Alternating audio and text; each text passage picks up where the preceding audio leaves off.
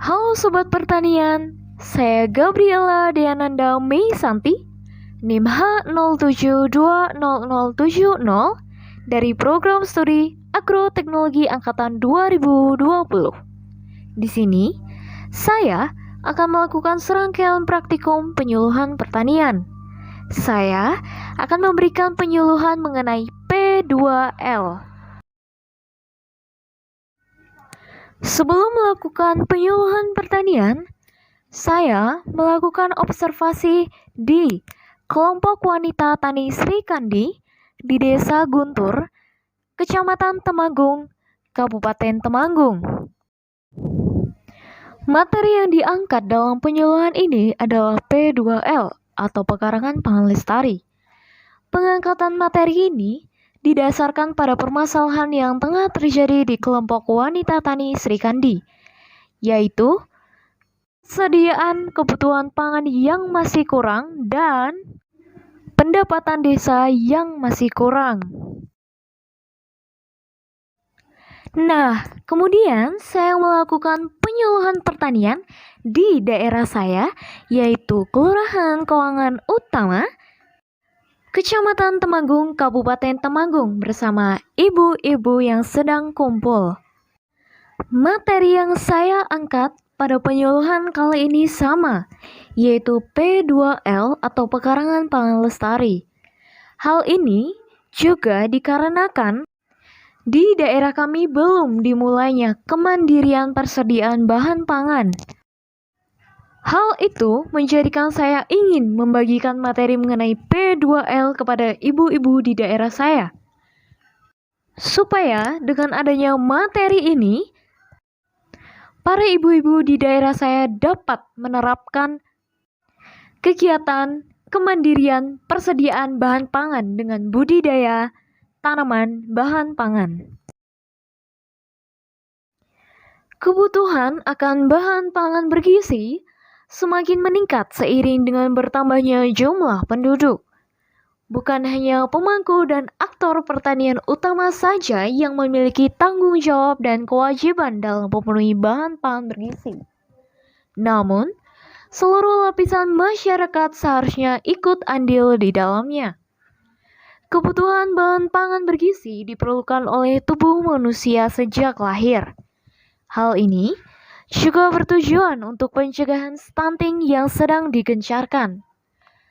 Hal tersebut dapat dimulai dari rumah tangga setiap warga masing-masing dengan menyediakan kebutuhan pangan masing-masing atau kemandirian pangan.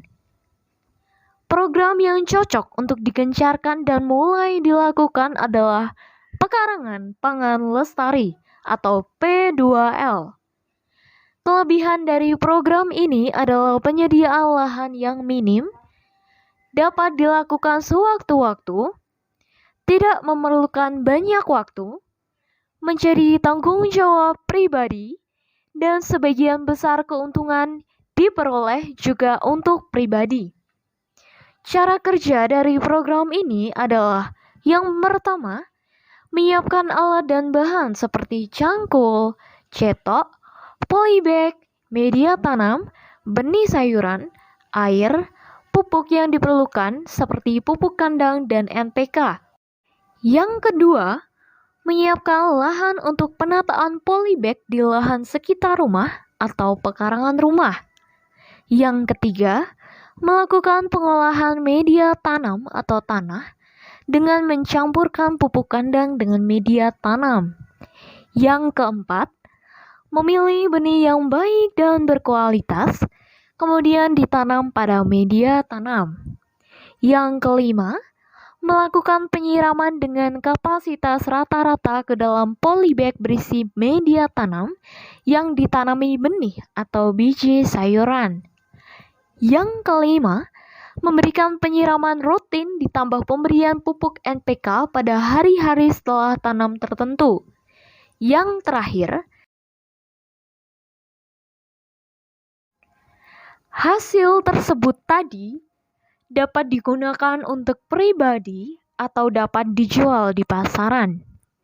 Dengan bertambahnya wawasan mengenai program P2L ini, Diharapkan warga di daerah saya dapat memenuhi kebutuhan pangan bergizi bagi rumah tangga masing-masing, khususnya bagi rumah tangga yang memiliki balita.